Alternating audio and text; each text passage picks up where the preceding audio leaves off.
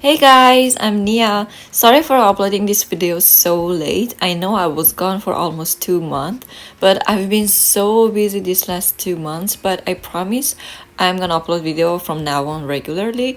And today I wanna talk about the research plan.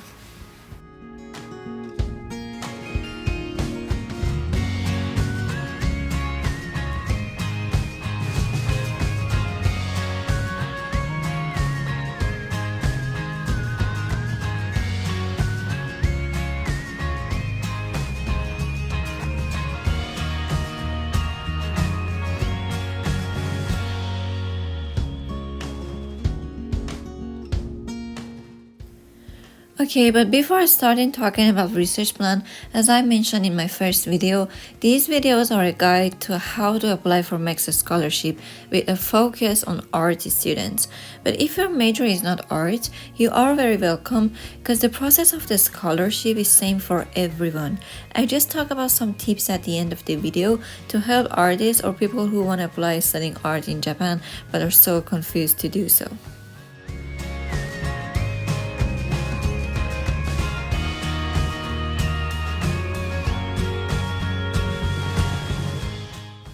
Okay, now let's start the video. As you know, research plan is one of the most important documents. For the first screening pass, your grades and your research plan is the most important ones. And today I want to talk about how to write a successful research plan and some tips about how to write in it.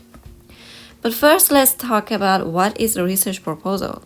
Well, a research proposal is a document aimed at outlining the main aspects of the research, and a successful research proposal is a document that says something interesting, not only about your research and your research goal, but also about your skill too. As an art student, I never wrote any kind of proposal or article, so it was a very unfamiliar topic for me and I didn't know how to write my plan. I guess as an art student, we focus more on creating artwork rather than research, so you might find it hard too. I'm gonna share my experience, but keep in mind I'm not a professional and I just talk about what worked for me and other people I knew here.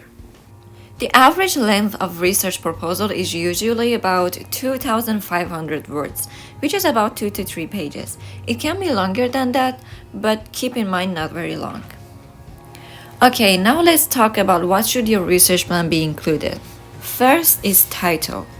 Have a clear title. Don't make it very complicated. Keep it clear and to the point. Second is research history. Here you can talk about what you have done so far. For example, in my case, I talked about how I work on some projects on my graduation program and it led me to want to research on a topic related to that, but more deep and specific for master. Also, you can talk about what inspired you or the reason you chose this topic. Next one is questions. Well, this is the body of your plan. You have to talk about your main question and why do you think this question worth working and researching for? Why do you think this topic is important and what is your main concern and why? Let me give you an example. Let's say you want to work on how Japanese anime presents Japanese culture in a successful way. Okay, so in research history, you need to explain why you were interested in this topic, and you can talk about your experience when you watched the anime or the influence it had on your country. And in questions, you have to explain why do you think it's important to research on it.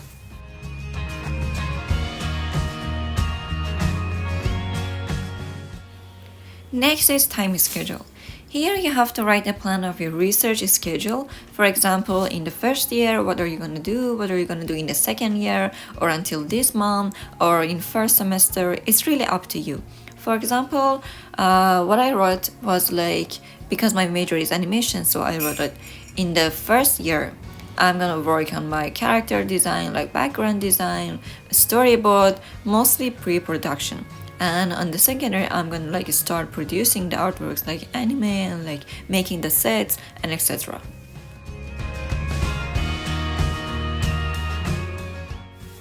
The fifth is result. What are the possible results? You might think, well, the result is my artwork. Of course, but you should talk more about the possible effect that your artwork gonna have. Like following the last example, Your artwork is creating an animated shirt which represents your culture based on how Japanese anime introduced the Japanese culture. Okay? In the result, you have to talk about how your work is going to affect the audience, like how people can understand your culture better by that short animation. Something like that. And moreover, what is your plan after graduation? Do you want to work in an animation company in Japan? Or do you want to go back to your country and continue what you did? Or do you want to continue studying higher education? Or whatever you want to do. And the last one is bibliography, which you have to write any reference you use writing your plan. Well, this was the structure that I used for my plan. Now I want to talk about some tips to write a more successful research plan.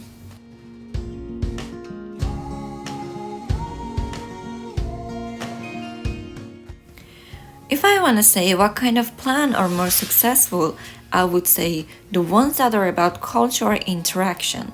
For example, my research team is about something cultural interaction between Japan and Iran, and I knew some other Mext scholars who chose a similar theme, which they are working on something from their culture and connected to something from Japan.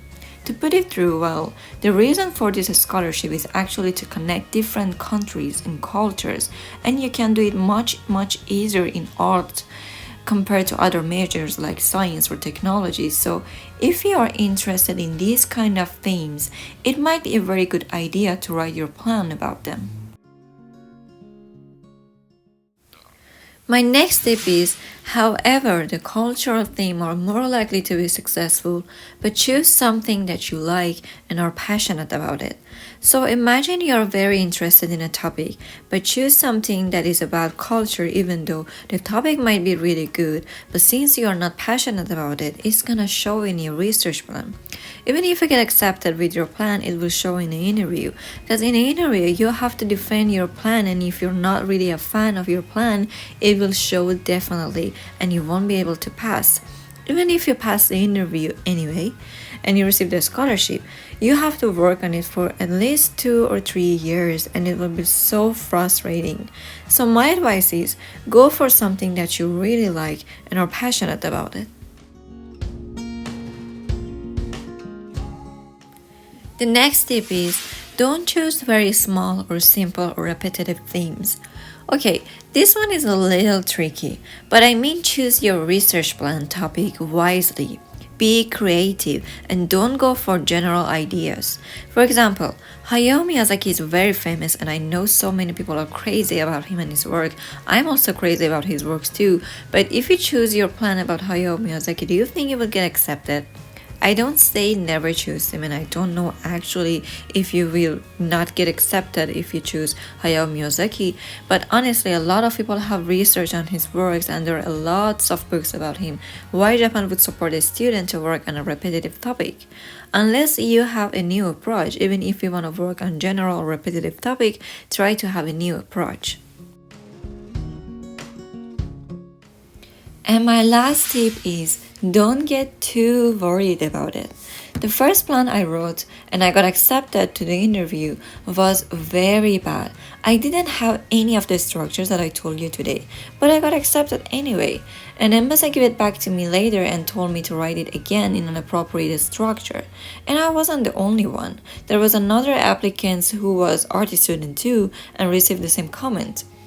What I want to say is the most important thing is to have a good idea and write it in a way that even people who are not familiar with your field could understand it.